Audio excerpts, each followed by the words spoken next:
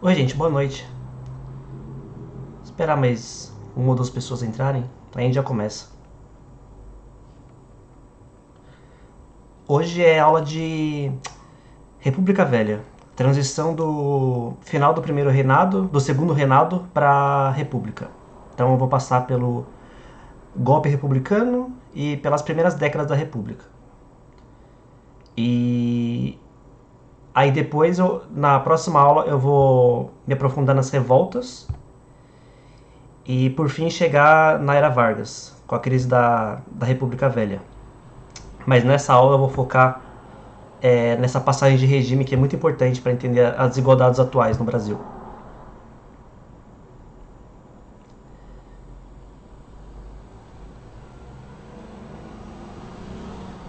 São 27 minutos, daqui uns 2 minutinhos eu começo. Não quero começar sem esperar os outros chegarem.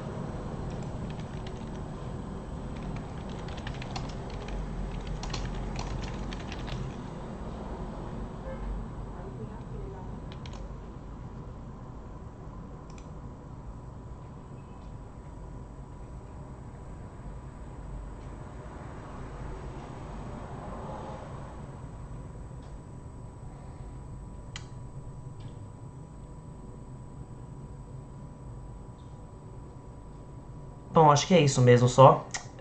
São só vocês três. Então, vamos começar já. Como eu falei, a aula de hoje vai focar muito na transição de regimes e entender como essa transição e os períodos iniciais da República foram muito importantes para as desigualdades sociais atuais no Brasil, como uma coisa que estruturou nossa sociedade ao longo de todo o século XX. Então é muito importante entender essa transição para quebrar com esses mitos de que a instalação da República ela melhorou tudo na sociedade, porque na verdade ela foi fruto de um golpe que reforçou certas desigualdades. Então eu quero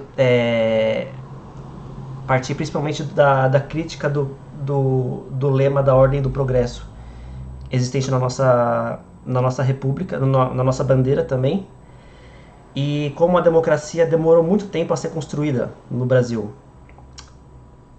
a partir do final do antigo regime. Então eu vou trabalhar principalmente a Lei Saraiva, do final do antigo regime monárquico, que... Opa, mais uma pessoa. Oi, boa noite. Eu tô no comecinho, você não perdeu nada, fica tranquila. Como eu tava falando, a Lei Saraiva é muito importante para a gente entender os mecanismos de exclusão social no começo da República, que instaurou um voto censitário, um voto assinado, um voto aberto. Então, uma minoria era alfabetizada, então isso já exclui muita gente. O voto censitário é um voto que você depende de uma renda mínima para poder votar. No antigo regime, isso também existia. Só que na República Velha, a renda mínima vai ser o dobro do que era na monarquia. Então, eles dobraram a renda mínima para uma pessoa poder votar. E o voto aberto, obviamente, as pessoas podem saber em quem você votou, então isso abre portas para muitas fraudes eleitorais, que realmente aconteceram bastante. Então, vamos começar com o fim do segundo reinado, de Dom Pedro II. Eu soube que vocês já tiveram aula de segundo reinado. Como eu falei, eu vou partir do finalzinho dele, porque o finalzinho do segundo reinado ele explica muita coisa que vai acontecer depois. O fim do segundo reinado ele acabou através de um golpe político, fruto de uma aliança entre setores do exército e a oligarquia paulista, que se sentia pouco representada pelo segundo reinado. E essa aliança acusava o regime de ser atrasado, principalmente por causa da escravidão. A escravidão só existiu no século XIX em razão do segundo reinado. O segundo reinado ele sustentava a escravidão.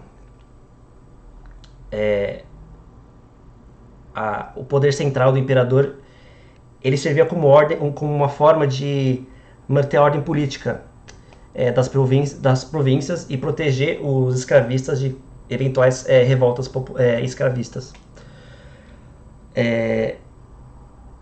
Muitos que eram a favor da abolição já tinham escravos. Eles sabiam que a escravidão ia acabar, mas eles defendiam uma abolição gradual. Por que uma abolição gradual? Justamente para acabar com a escravidão, mas ao mesmo tempo preservar os privilégios políticos e sociais que eles já tinham. Então, a escravidão ia acabar, mas aqueles que estavam no poder iam continuar no poder. E foi mais ou menos isso que aconteceu. Por isso é importante entender o final desse regime. Vai ser importante também nessa aula entender a criação dos mitos republicanos progressivistas, que é o lema da ordem do progresso, que eu falei, que tem na nossa bandeira, que cobre muitos conflitos sociais resultantes da mudança do regime. Vai ser um período de muita turbulência política, muitas revoltas, muitos projetos políticos distintos,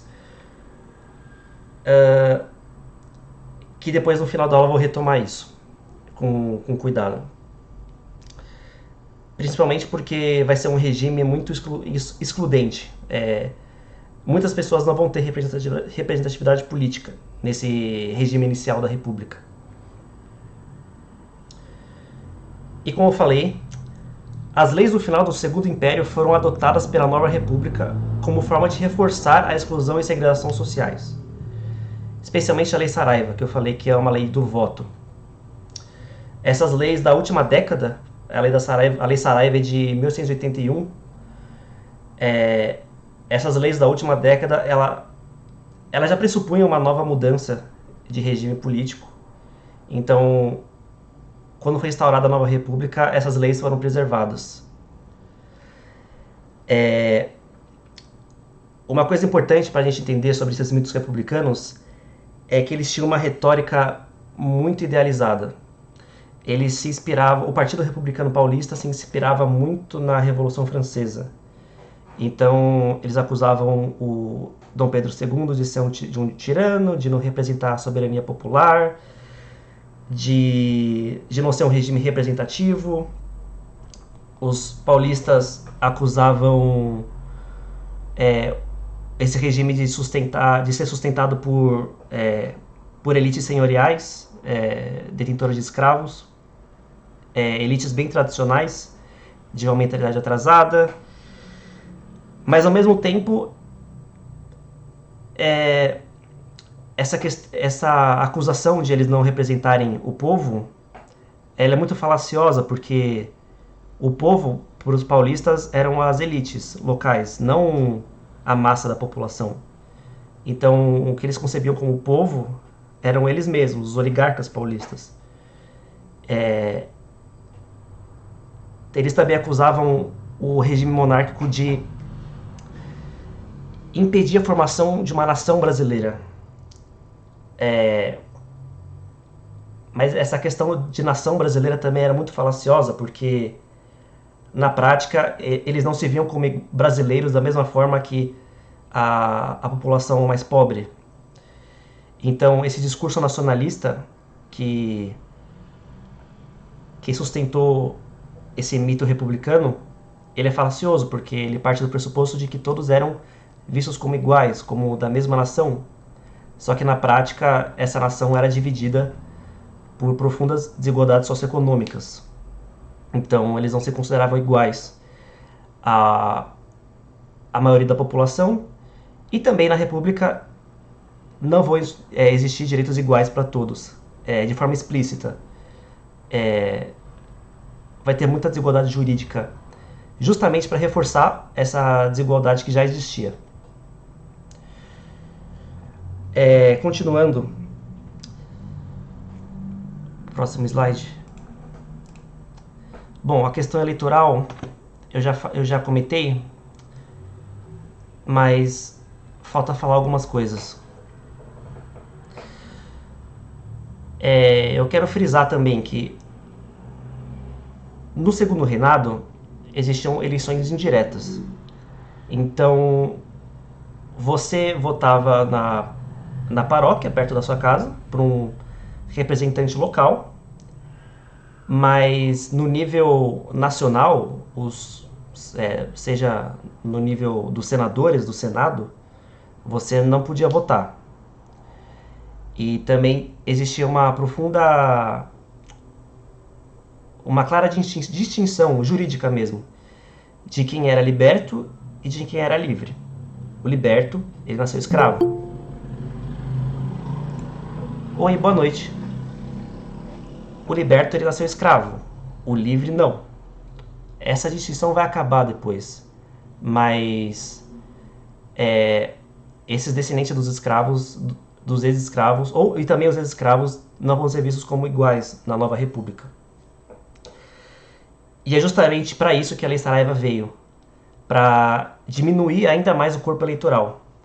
Quando as eleições indiretas são abolidas, e portanto na Nova República vão existir eleições diretas, ao mesmo tempo eles diminuem esse corpo eleitoral, instituindo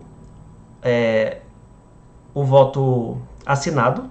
Portanto, mais de 95% das pessoas não sabiam ler ou escrever. Vai ser dobrada a renda mínima para votar. E como eu falei, o voto vai ser aberto. Qual é a consequência disso? direito civil não é sinônimo de direito político.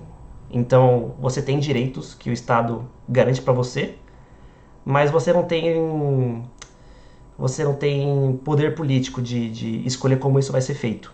Entendeu? O que aconteceu foi uma imposição de, de uma prática do Estado. É uma forma de autoritarismo. Então, a maioria da população não tinha direitos políticos, apesar de ser considerada cidadã.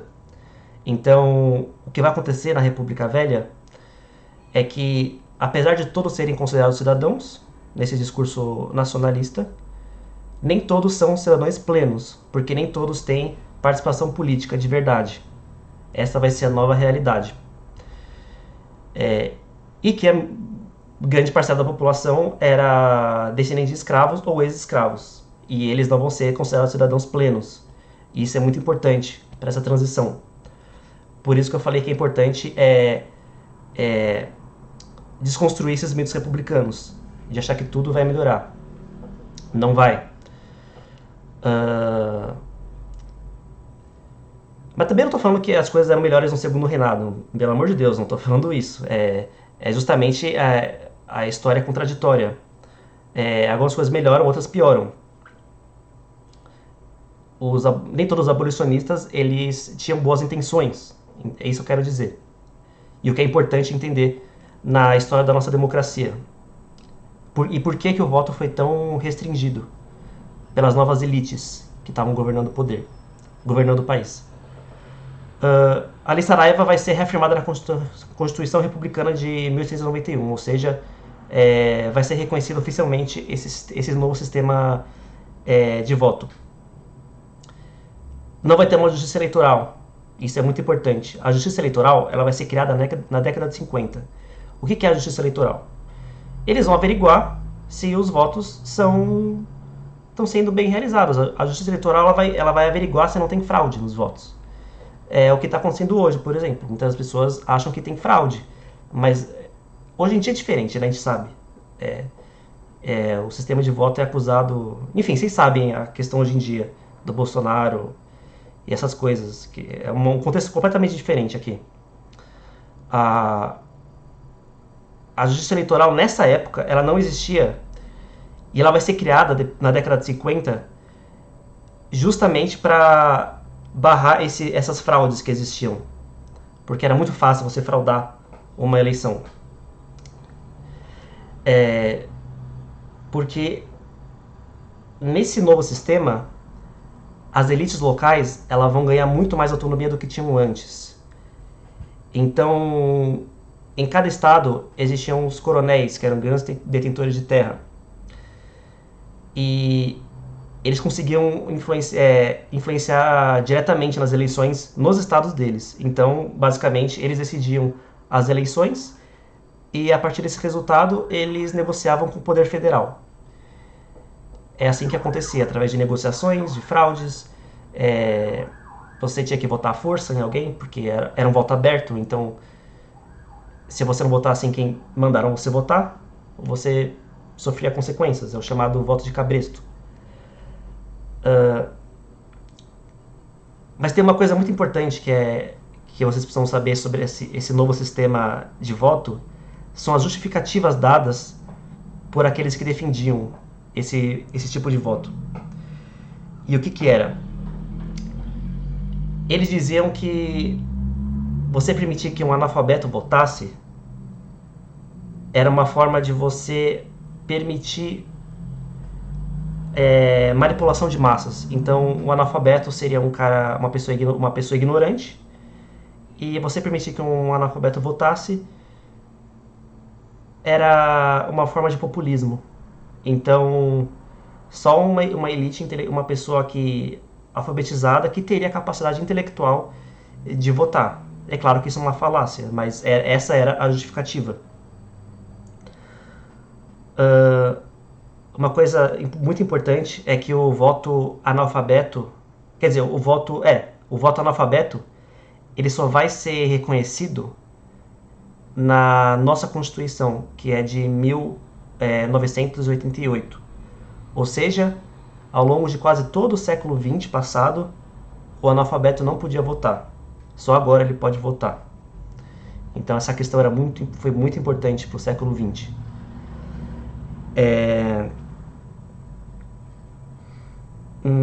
Que na nossa Constituição o voto é universal. Nessa época não era universal. Além disso, o que é muito contraditório, mas é quase risível, apesar de o Estado instituir apenas o voto para pessoas alfabetizadas, não houve nenhum esforço de alfabetizar as pessoas. Então, claramente, isso era um projeto de exclusão social, porque você permite apenas que pessoas alfabetizadas votem, mas você não permite que elas aprendam a ler. Claro que na prática a pessoa podia ensinar a pessoa a assinar o próprio nome, isso existia. Sabe? Escrever o próprio nome. Você só escrever o próprio nome não quer dizer que você é alfabetizado, mas algumas pessoas só sabiam escrever o próprio nome. Mas na prática isso serviu como uma forma de exclusão. E é importante lembrar que o Estado não investiu em educação. Opa, peraí, uma mensagem aqui. Ah não, não tem nenhuma, esquece. Me confundi aqui.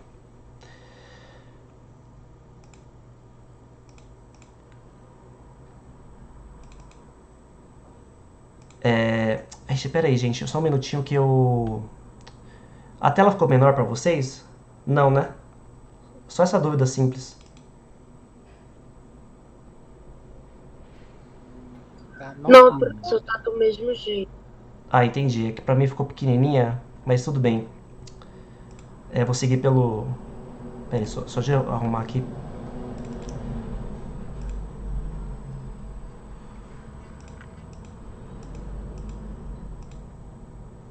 Aqui, pronto.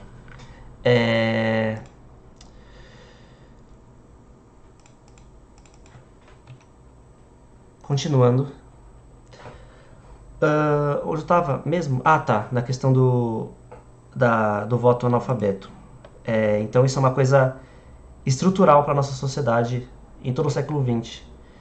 E essa preocupação, esse preconceito com a questão, por exemplo, do pobre poder votar. Ah, o pobre não sabe votar. Essas coisas que a gente ainda ouve.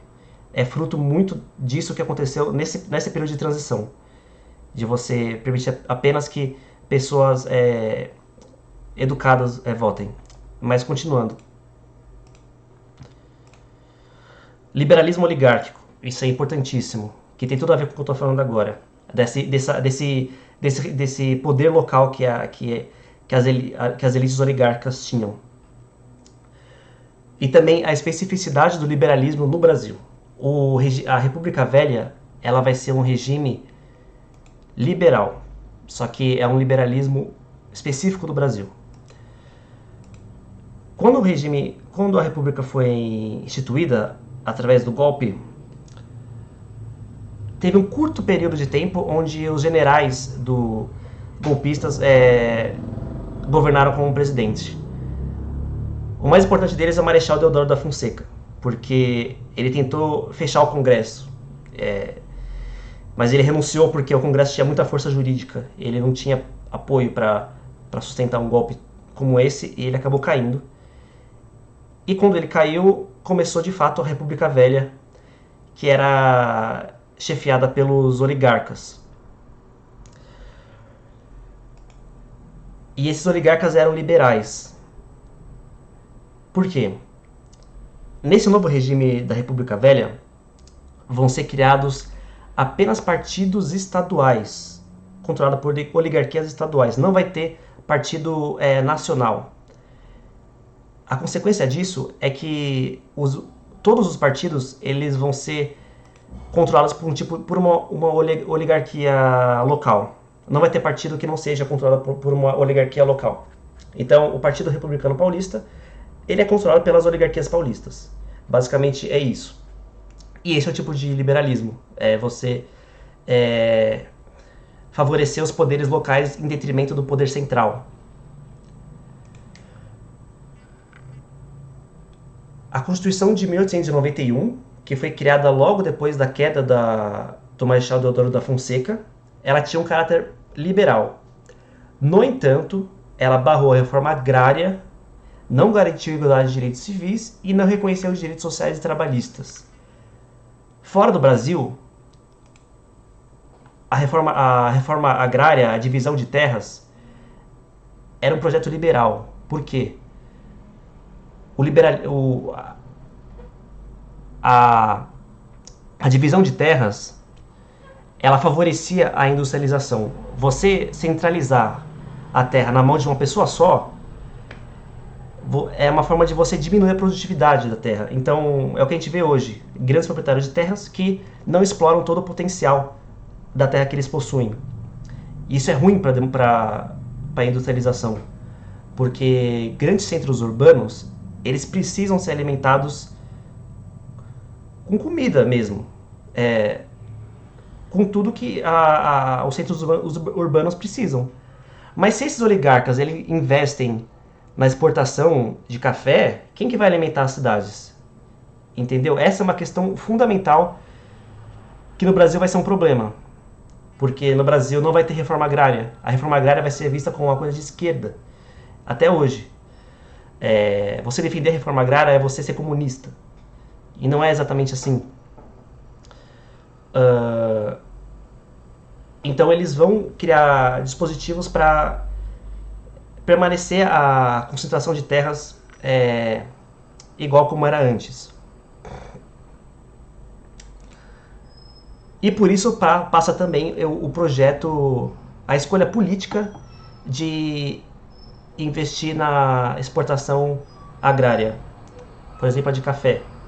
Isso foi uma escolha política, justamente porque porque é justamente essa exportação que dava poder a essas elites. Então elas vão querer que essa economia agrária seja privilegiada, porque é ela que fortalece essas elites. E isso é um grande problema para o nosso país até hoje, porque nosso país ele é muito fortemente controlado por grandes elites agroexportadoras. Não existe agronegócio aqui, mas estou falando da questão dos grandes proprietários de terras que exportam produtos agrários para fora. Então, a escolha pelo café foi uma escolha política. Não é simplesmente uma economia natural que favorece esse tipo de economia. Vocês entenderam bem isso? Porque isso é muito importante para entender nosso país hoje em dia, essa questão da economia agroexportadora como uma forma de beneficiar esses grandes proprietários.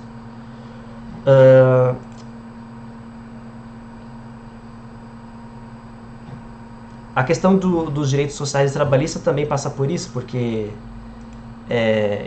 isso só vai existir na década de 30 no Brasil.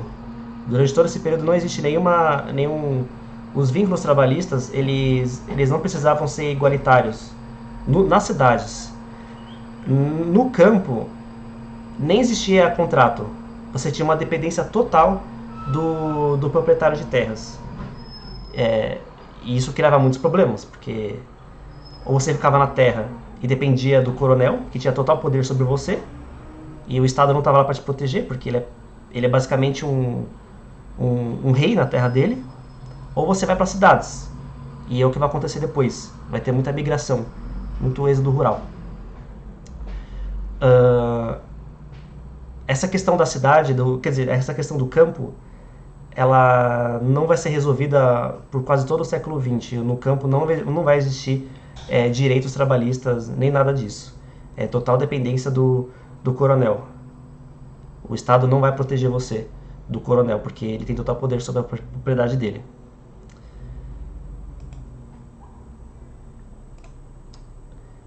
E outra coisa muito importante é o reforço da segregação social.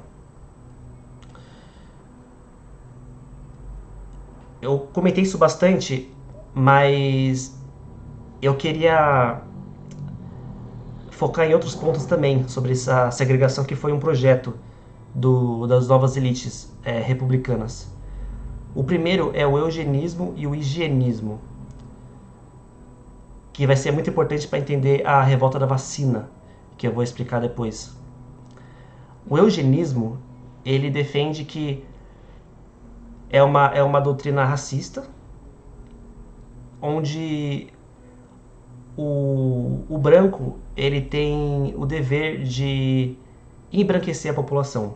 Então o eugenismo vai defender o embranquecimento da população.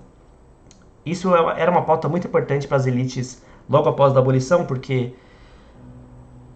eles não queriam ver, a elite brasileira não queria ser vista internacionalmente como se o Brasil fosse um país negro. Eles queriam que o Brasil fosse um país branco. Então o eugenismo entrava muito nisso. E pelo eugenismo também vinha as políticas de imigração. Então eles vão selecionar os países que eles vão favorecer para a imigração, que vão ser portugueses, espanhóis, italianos também, todos países do Mediterrâneo da Europa, países católicos e brancos. Ou seja, culturas muito parecidas com a do Brasil, só que também com uma forma de embranquecer o país, trazendo imigrantes brancos para cá. Então isso era uma política de Estado. O projeto era esse, não era uma coincidência. O higienismo ele tem relação com o eugenismo. Só que o higienismo, os dois têm um forte caráter cientificista. O que é cientificismo? É você usar a ciência para justificar uma atitude sua, uma política pública. Então, são doutrinas que hoje em dia a ciência não defende mais, mas na época eles argumentavam através da ciência, mesmo não sendo científico. Então a ciência era vista como uma verdade irrefutável. O higienismo ele também é racista, só que ele especifica a questão sanitária. Então a questão racial também vai ser uma questão sanitária. As pessoas negras e mestiças elas vão ser vistas como pessoas que transmitem mais facilmente doenças, pessoas que adoecem mais fácil, pessoas mais agressivas, pessoas mais irracionais também. Então, o higienismo ele vai ter essa política pública do higienismo vai visar o controle dessa população, pelas razões que eu falei agora. A revolta da vacina vai entrar nisso, porque eles vão considerar que a população negra do Rio de Janeiro é suja, e tinha uma epidemia, uma crise de varíola na época. Então eles vão realizar uma vacinação de uma forma muito autoritária, e eu vou explicar direitinho depois. A questão do voto, eu já comentei, que é fundamental, claramente. A democracia nessa época ela era quase uma falácia, não existia uma democracia plena, de verdade. Era basicamente a sucessão de poder entre membros da elite, então nem todos eram cidadãos plenos. A segregação espacial, eu também vou explicar na revolta da vacina, mas o que é importante saber agora é que nessa época vai começar a segregação espacial que a gente vê hoje.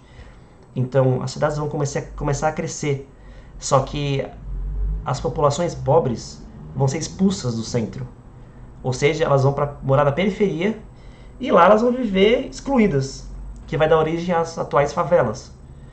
Então as favelas são um fruto dessa segregação espacial nos centros urbanos, onde as elites elas permaneciam no centro da cidade. Por isso que no passado se dizia muito que o centro era mais bonito, não sei o quê. Porque realmente existe um forte controle, uma forte pressão por conta do Estado de expulsar as pessoas pobres do centro, que era um lugar frequentado pelas elites, que eu vou explicar na revolta da vacina no Rio de Janeiro. Bom, os projetos autoritários de modernização. E aqui eu cito o lema da Ordem do Progresso. Os militares que se aliaram à oligarquia paulista, eles eram positivistas. O que é um positivista? O positivista, ele é um racionalista, ele defende que o Estado tem que tutelar a população de forma a garantir a ordem de forma autoritária, e também o progresso e também a modernização econômica e o progresso civilizatório. Esse é o positivismo. É o lema da civilização, do progresso científico e do controle estatal, autoritário e centralizado. Os militares eram muito positivistas. Nem todos eram, mas muitos vão ser.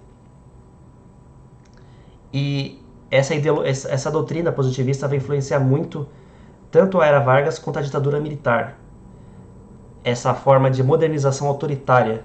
Você investir no progresso civilizatório, mas ao mesmo tempo conservando as hierarquias sociais, em nome da ciência e da razão. O positivismo ele também vai influenciar as oligarquias de São Paulo, por exemplo, mas eles eram federalistas. Eles não, apesar de eles também, as oligarquias locais também defenderem o progresso e a modernização, eles eram contra essa tutela centralizada do Estado, por causa justamente do federalismo deles.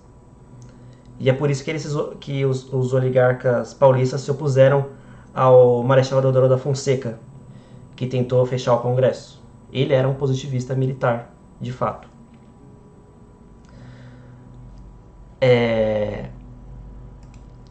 Leis da vadiagem. Isso é muito importante também porque hoje em dia não existe mais lei da vadiagem, mas ela explica muito a forma como as abordagens policiais existentes no Brasil. A lei da vadiagem, basicamente, ela defende que são várias leis que existiam de vadiagem. Os negros e mestiços sem ocupação ou moradia fixos, os chamados malandros também, eram considerados criminosos em potencial. Então, se você era visto na rua sem fazer nada, sem um documento, se você era visto à toa na rua desse jeito, a polícia tinha o poder de te prender sem mandado policial e sem passar por nenhum processo judicial. Isso acontece hoje, apesar de essas leis não existirem mais. Mas elas foram muito comuns nessa época. Você devia estar sempre trabalhando para evitar suspeitas. Se você visse era claramente racista, então se você era visto sem trabalhar, você era um suspeito pela polícia, automaticamente. As leis de vadiagem era claramente uma forma de você disciplinar a população pobre. Então, era uma forma de controle dessa população. Isso também inclui os capoeiristas. Os capoeiristas eram vistos como malandros e vadios, porque, bom, a capoeira é uma arte marcial, muito ritualística também, de tradição africana, apesar de ela ser desenvolvida no Brasil. A capoeira ela tem tradições africanas e brasileiras, mas eu não sei exatamente se ela é uma arte marcial africana, de Angola especificamente. Se eu não me engano, ela nasceu de Angola e veio pra cá e virou aqui uma arte marcial brasileira. Eu fiz durante um ano, mas eu esqueci essas coisas. Mas o que é importante é que a capoeira foi ilegalizada no Brasil, justamente por ser acusada de formar gangues. Por exemplo, os capoeiristas eram vistos como criminosos que saíam por aí batendo nas pessoas. Também pessoas bêbadas. Se você estivesse se divertindo com seu amigo, o policial ia olhar feio pra você. Então isso vai... esses tipos de leis que permitem esses tipos de abordagens policiais vão ser reforçadas na República Velha. E vão continuar a serem reforçadas durante todo o século XX. A última lei de vadiagem, acho que é de 2012. Meu professor me falou. Então é bem recente isso.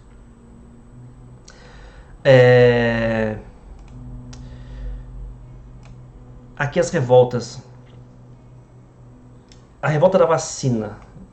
Eu falei do higienismo e do eugenismo. Eu falei das segregações espaciais. a revolta da vacina ela ilustra muito bem essa questão da segregação espacial. Ela aconteceu, desculpa não ter colocado a data, ela aconteceu na primeira década do século XX, bem no comecinho, no Rio de Janeiro. Ela começou durante uma crise uma epidemia de varíola. E o governo estava muito preocupado com a questão da vacinação. Urgente. Claro que a vacinação ela era muito importante. O problema foi como ela foi realizada e o contexto em que ela foi realizada. E como a população enxergou isso, a população pobre. E como a elite também enxergava essa vacinação. Então a vacinação em si não foi um problema da revolta da vacina. Não foi ela que explica essa revolta. Ela começou com a remoção à força da população pobre que habitava os cortiços cariocas. Esses cortiços eram casas... Eles não existem mais porque eles realmente foram demolidos. Tem fotos disso. Eram casas assim, tipo do Chaves, sabe? Casas mais humildes, bem pobres mesmo, mas todas juntas. Muita gente morava na mesma casa, eram super populosas. Elas eram... Qual é a palavra mesmo? Me fugiu agora. Elas eram sujas, porque eles não tinham ainda uma política sanitária de recolher lixo, de organizar a cidade. Mas a resposta a esses cortiços foi uma resposta autoritária, porque o Estado decidiu demolir os cortiços e expulsar essa população para as periferias. Essa foi a solução encontrada pelo Estado. E, obviamente, a população ela resistiu, ela reagiu a essas políticas. Mas o estopim para a revolta foi as políticas higienistas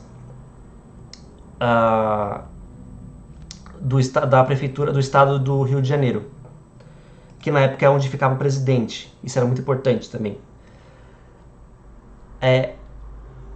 A obrigatoriedade da vacinação contra a varíola era aliada a um discurso de que os pobres, especialmente negros e mestiços, transmitiam doenças mais facilmente, que é o que eu falei sobre o eugenismo e sobre... Oi, pode falar, Alexandra, desculpa.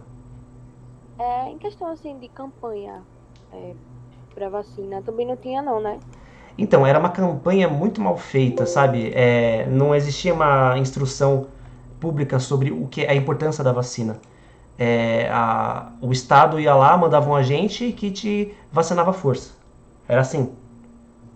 Não tinha uma campanha para conscientizar as pessoas. Não existia isso. Então, as pessoas que estavam sendo expulsas da própria casa, elas viam isso como uma forma de autoritarismo, porque quer dizer então que eles têm poder sobre o seu corpo? Claro, não é para confundir com a situação atual sobre a vacina. Isso aí é um contexto muito diferente. Eram populações... Não, eu entendi o contexto. Tipo, Oi? Eu entendi o contexto. Tipo, eles não fazerem nenhuma campanha chegar da forma que eles chegavam, assim, tipo... Isso, Literalmente obrigando, sem uma explicação, até eu ia ficar, tipo, claro que eu não vou tomar. Sim, e também porque você estava sendo expulsa da sua casa. Eles te viam como uma pessoa... a pessoa que estava lá... Imagina, você ser expulsa da sua casa, falam que você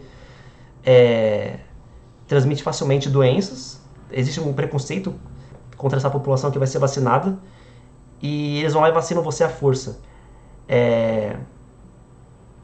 As casas eram assim? Esse é o nome do livro? Acho que o Miguel saiu. Não, Você tá aqui, o nome desculpa. do livro é O Rei de Havana. Eu não conheço esse. Conhece? Não conheço. Ah, O Rei de Havana. Vou deixar anotado aqui no chat. Pra depois eu ver. É assim que escreve, né? Havana? Ou é com dois? É Havana com... Eu botei no chat. Tá. Beleza. Então, não, é o que eu falei pra diferenciar dos antivacinas hoje em dia. Pra não confundir, né? Era um período muito diferente do atual. ao contrário de hoje em dia, que todo mundo tem acesso, a maioria das pessoas tem muito mais acesso a informação sobre vacina, existe campanha de vacinação, nessa época não. Então era uma coisa muito nova, as pessoas não sabiam muito bem o que era isso. Mas o que é importante saber sobre essa política sanitarista, eu não botei no slide, eu vou escrever aqui. Sanitarismo. O sanitarismo nessa época ele era uma política racista, porque justamente por isso, porque as pessoas que não eram brancas eram vetores de doenças. Então isso incentivou muito mais a vacinação contra essas pessoas que moravam nos cortiços. E as pessoas vão para as periferias, que vai da origem às atuais favelas do Rio. Algumas, não sei se todas, mas algumas favelas vão vir dessas expulsões do centro da cidade. E o centro da cidade vai virar um boulevard, inspirado em Paris. O que é um boulevard? Não tem muito em São Paulo isso, ou não sei onde vocês moram, também não deve ter, porque não é uma coisa muito comum. Acho que só no Rio vai ter isso. E eu fui uma vez pro Rio. Mas eu pude ver esse boulevard. O boulevard é uma rua muito larga, extremamente larga, assim. E esses boulevards da reforma do Rio de Janeiro, na época da revolta da vacina, quando eles expulsaram as pessoas dos cortiços, demoliram os cortiços e fizeram esse boulevard, era um espaço para a burguesia da cidade habitar. Então, foi transformado num centro burguês do Rio de Janeiro. E esses tipos de grandes passarelas viravam um cartão postal também para o exterior, e elas eram projetadas para a polícia conseguir deter mais facilmente revoltas urbanas, porque as ruas estreitas elas eram muito mais fáceis de a população lutar contra a polícia. Essas ruas largas, não. A cavalaria pode ir lá e acabar com todo mundo, porque ela dificulta esses movimentos. Em Paris ela foi feita por causa disso mesmo. A reforma urbana de Paris, sabe esses boulevards que vê às vezes no cartão postal de Paris? Aquelas ruas bonitas, não sei o quê? Elas foram projetadas justamente para conter revoltas urbanas, para o Estado conseguir controlar melhor a população em caso de revolta. Então, a reforma urbana ela visou esse objetivo também. O engenheiro responsável pela reforma urbana é Pereira Passos. Eu fui uma vez para o Rio de Janeiro e eu vi a estátua dele no Boulevard. Então até hoje a estátua dele do Pereira Passos está lá. E o Pereira Passos tinha total poder para realizar a reforma do jeito que ele queria. Então ele sozinho tinha poder de expulsar as pessoas dos cortiços. Então ele era um engenheiro. Então essa revolta foi muito importante. E ela explica muito sobre a segregação espacial no Brasil. E é uma coisa que acontece no começo do século XX, esse processo de formação de grandes centros urbanos. De um planejamento muito segregacionista, porque você planeja o centro urbano, o Estado planeja esse centro para a elite habitar, que é o caso do Boulevard do Rio de Janeiro, mas a periferia não tem nenhuma organização, o Estado não está presente na periferia. O Estado ele só quer que as pessoas fiquem na periferia. Essa é uma questão que vai surgir, que a revolta da vacina evidencia muito bem. E que vai piorar depois com as migrações do campo para a cidade. Outra coisa sobre segregação espacial que é muito importante, que eu tinha deixado para trás, esses imigrantes que vêm da Europa, eles vão para as fazendas, mas rapidamente eles vão para a cidade. Eles abandonam muito rápido as fazendas e vão virar operários nas primeiras fábricas do Brasil.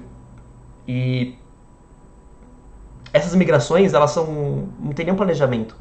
Então as cidades elas vão crescer sem nenhum planejamento, totalmente caótica, fazendo crescer a violência, a sujeira, a segregação também, que eu falei muitas vezes. Então, soma todos esses aspectos, entendeu? Tanto a expulsão das pessoas do centro, quanto o êxodo rural constante, que vai se aumentar ainda mais depois. Que explica, né, a situação das grandes metrópoles no Brasil, que são totalmente problemáticas. E também isso faz crescer a violência policial, porque a força policial e parapolicial, deixa eu botar aqui.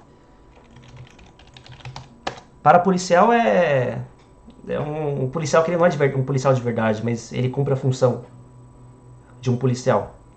Então, a polícia ela vai também ser um mecanismo novo de manter a ordem urbana, como é o caso da revolta da vacina, que um monte de gente, a população vai tomar o controle de parte da cidade, mas a repressão vai ser completamente violenta na cidade.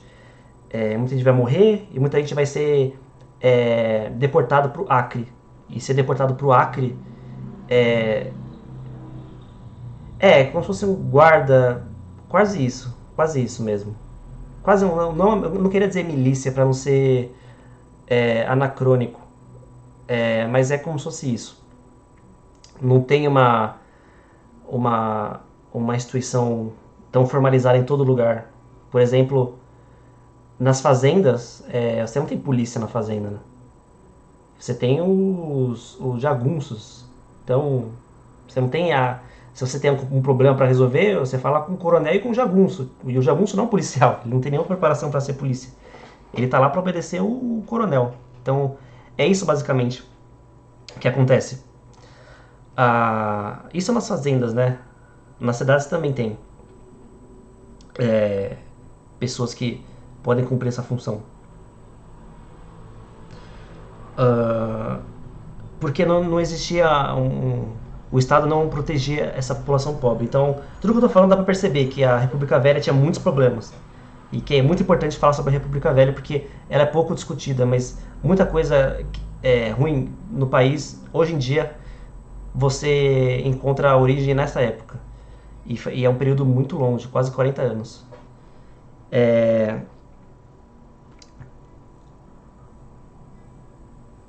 Agora, a próxima, Revolta da Chibata, que eram revolta de marujos. A grande maioria eram negros de marujos. Tanto os marujos quanto as pessoas que trabalhavam nos portos, nos portos marítimos. Eram basicamente descendentes de escravos, ex-escravos também. E eles eram tratados como eram tratados antes, na prática.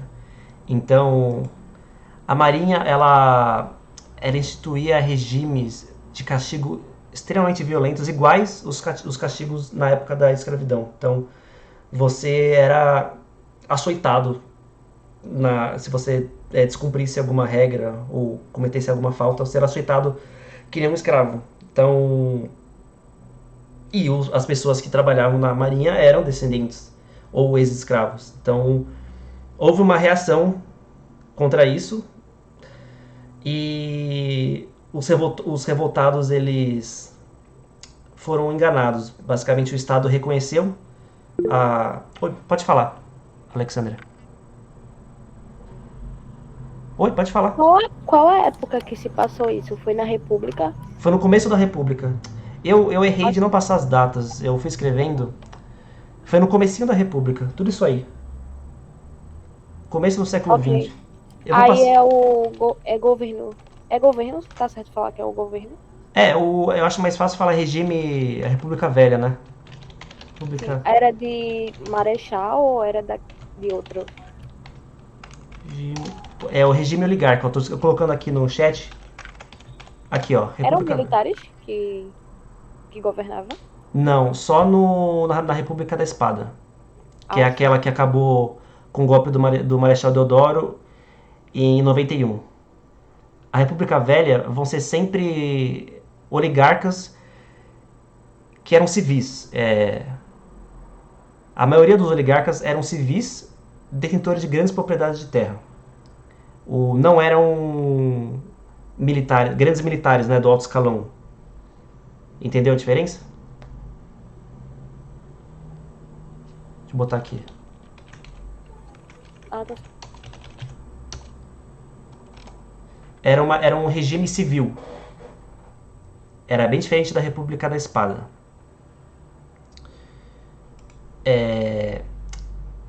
A revolta do Canudos, ela aconteceu na década de 90 do século XIX. 1890.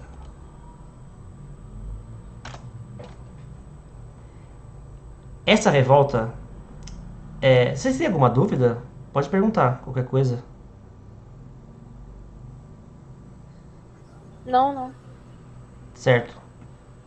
É que já passou bastante tempo, eu queria saber só se ficou alguma coisa não tão clara.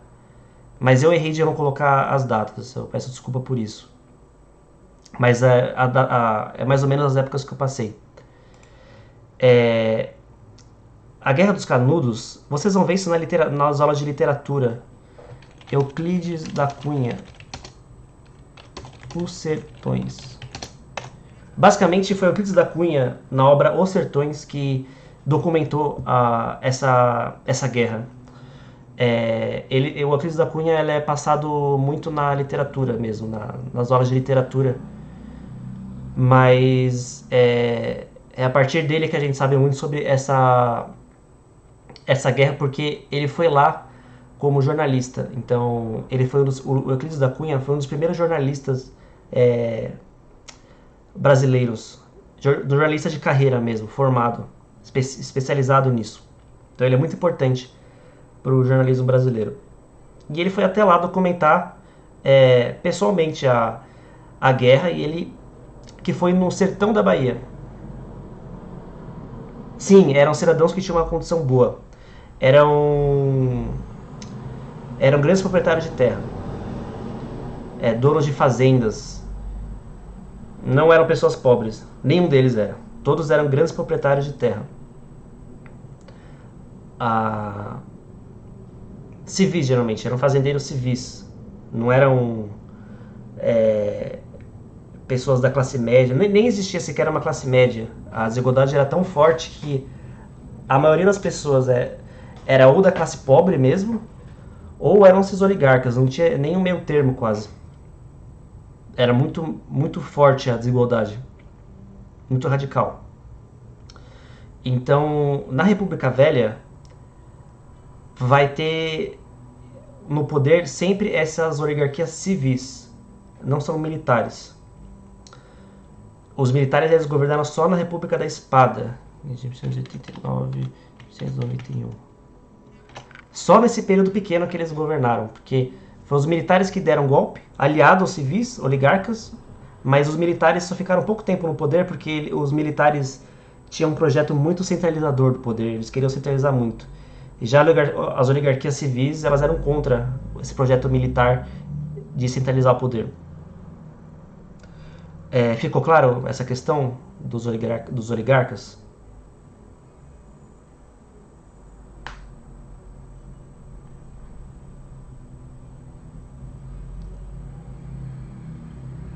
Peraí, que foram... Não, os militares da República da Espada foram antes dos oligarcas. Dos oligarcas. Foi nesse período curto que eu falei agora, de 1889, 1891. Os militares só governaram nesse período. Depois de 91, eles não governaram mais, os militares. Depois de 91, vão ser apenas os oligarcas civis, que vão ter um projeto mais descentralizador. Eles ficaram pouco tempo, os militares, nesse período da República da Espada, porque eles tinham esse projeto de centralizar o poder de forma muito forte.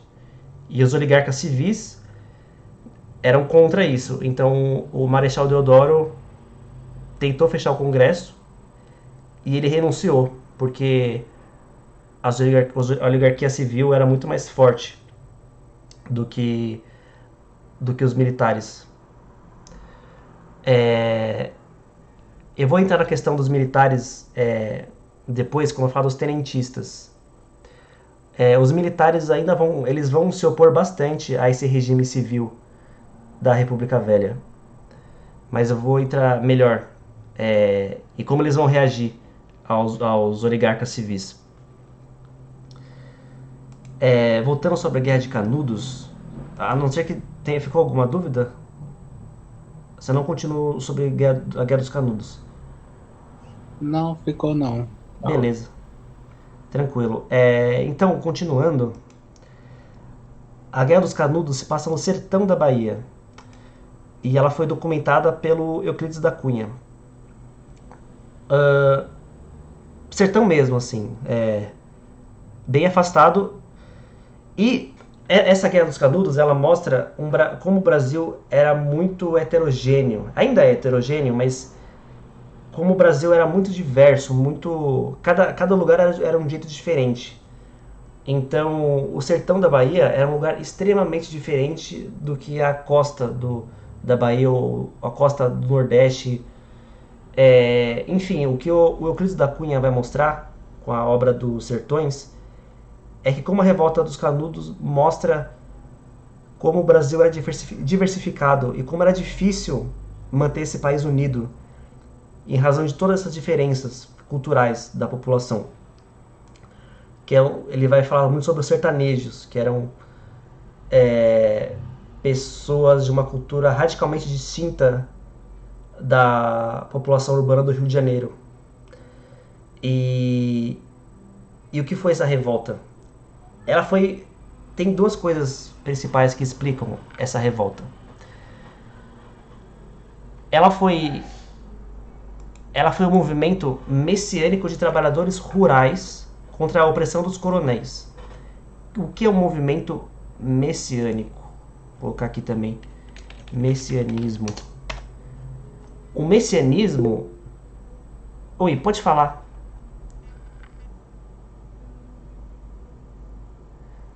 Eu não sabia dessa parte que eles eram contra o Estado laico. Acho que eu nunca ouvi falar disso. Então, não é ser contra, eles vão estranhar isso muito. Eles vão sentir um vazio da igreja, das instituições que existiam antes, entendeu? Esse sentimento de vazio mesmo. Porque esse movimento messiânico, esses trabalhadores rurais, eles acreditavam que o mundo ia acabar e que havia um Messias para ajudar ele.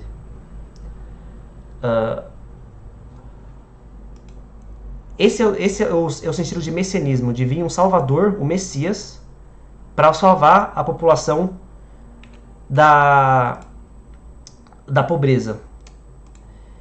E eles vão fundar uma cidade, esses revoltosos do campo, eles vão fundar uma cidade. O Messias deles é o Antônio Conselheiro. Ele era um líder de caráter religioso. Ele era o Messias para essa população rural. E ele ia salvar essa população fundando Canudos, que ia ser uma nova cidade igualitária, longe da opressão dos coronéis. E eles vão lutar para defender essa cidade de Canudos. Canudos era uma cidade mesmo, tem fotos disso. É que eu não coloquei aqui, mas era uma cidade grande até, eram umas 30 mil pessoas. E o Antônio Conselheiro era um líder poderoso entre eles. E essa questão da reação ao Estado laico é porque geralmente a questão do Estado laico era uma coisa nova para eles. A gente tem que entender que eles não conheciam muito bem o que era o Estado laico. Eles tinham muito apego à religião deles e o Estado laico ele foi imposto, basicamente, pelas elites que detinham o poder. Então, quando ocorrer essa mudança de regime, vai causar um estranhamento.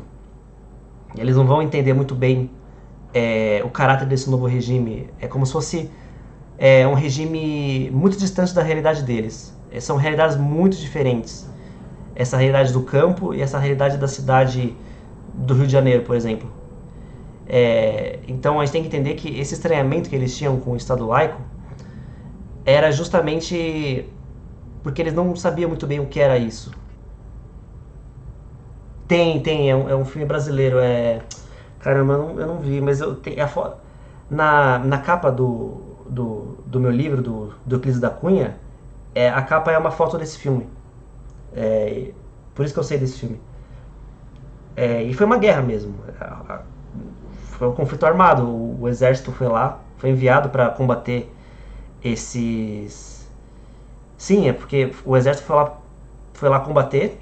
O exército regular, exército oficial, teve 4 batalhas até todos eles morrerem. Literalmente todos eles morreram. Porque eles lutaram até o fim. Era um movimento muito religioso, eles não iam abandonar. Eles realmente acreditavam que o mundo ia acabar e que eles iam ser salvos. Então essa ideologia sustentou muito o movimento deles.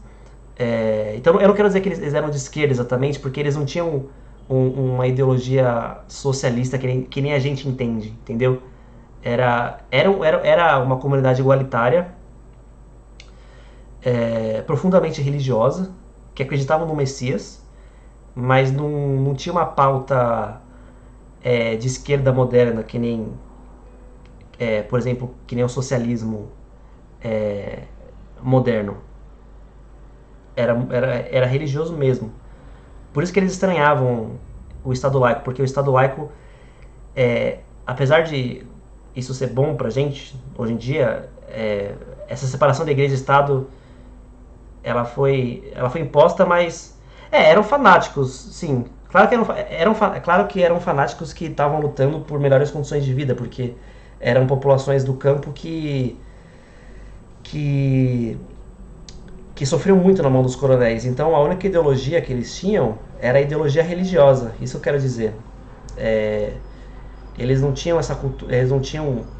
Era a cultura que eles tinham, entendeu? Eles não tinham essa cultura do operariado que a gente vê na Europa. Que a gente vê na Europa nessa época, por exemplo. Era o pensamento que eles tinham, entendeu? Era a cultura deles. Então. Por isso que eu falei do estranhamento do Estado laico. Esse vazio que acabou deixando. E eles vão reagir ao governo republicano porque eles também não se sentem representados. Como eu falei, o regime republicano foi fruto de um golpe. Ele era governado por elites políticas, então essas populações do campo, elas estranhavam essa mudança, elas não entendiam muito bem o que estava acontecendo. Então, ela foi uma forma de eles reagirem a essa mudança para um regime que não representava eles. Vocês entenderam isso? Da Guerra dos Canudos, que é muito importante para entender o caráter imposto da nova república. E como existiam Brasis dentro do Brasil, né? Tipo, o sertão da Bahia era uma outra cultura, era completamente diferente de outros lugares, da capital do país, por exemplo. Então, nos jornais do Rio de Janeiro, eles vão ser vistos como fanáticos religiosos. Especialmente o Antônio Conselheiro.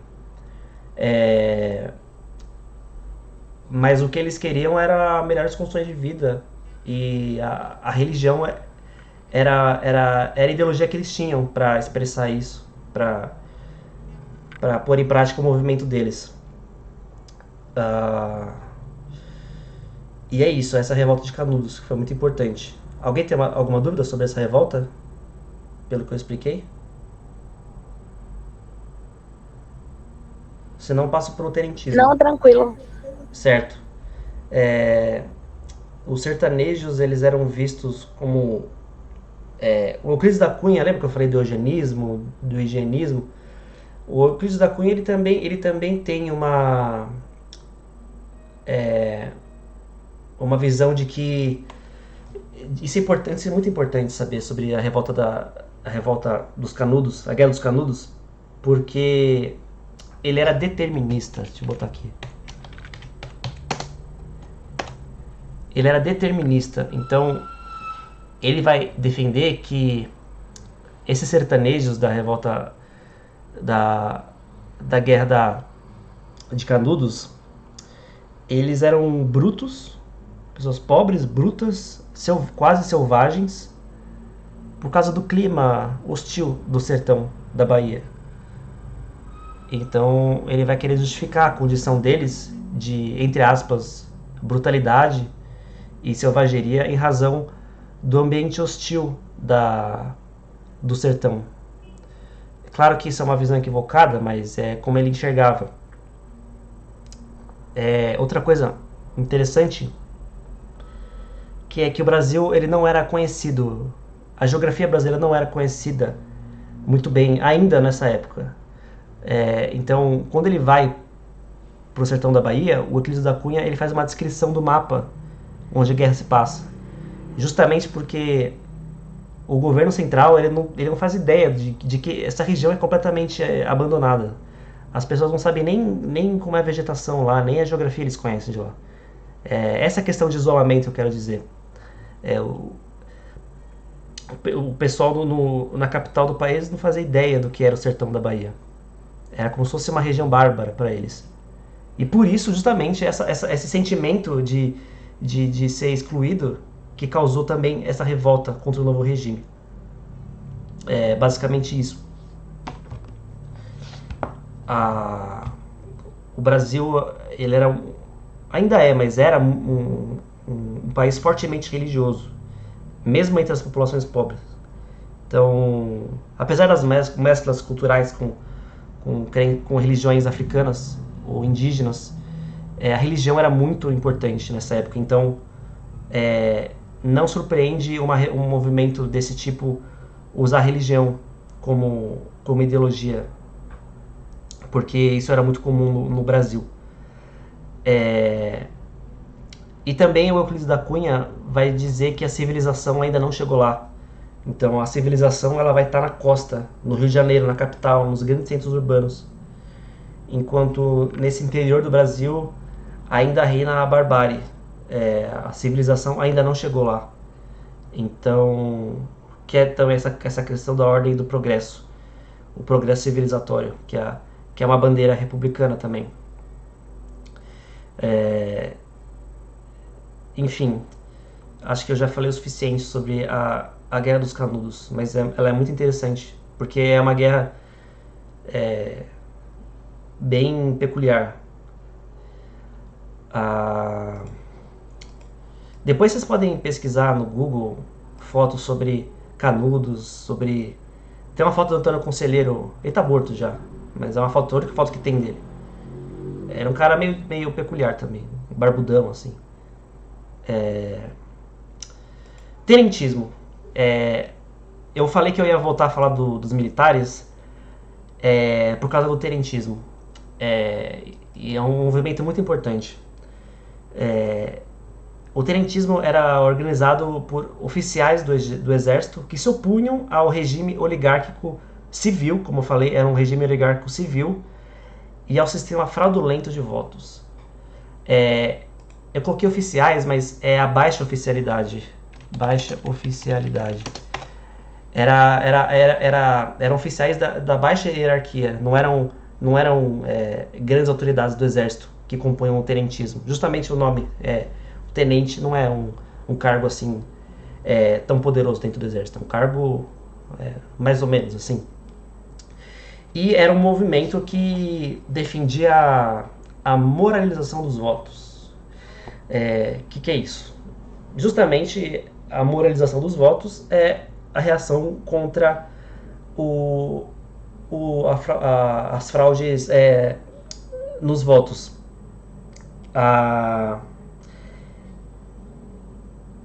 Esses oficiais, eles tinham uma ideologia muito semelhante àqueles da República da Espada, que eu falei antes, que durou pouquinho. A República da Espada foi de 89 a 91. Mas depois que os militares caem no poder e é instituída em 91 a República Velha, de oligarquias civis, muitos militares vão continuar se opondo ao novo regime civil. E entre eles são esses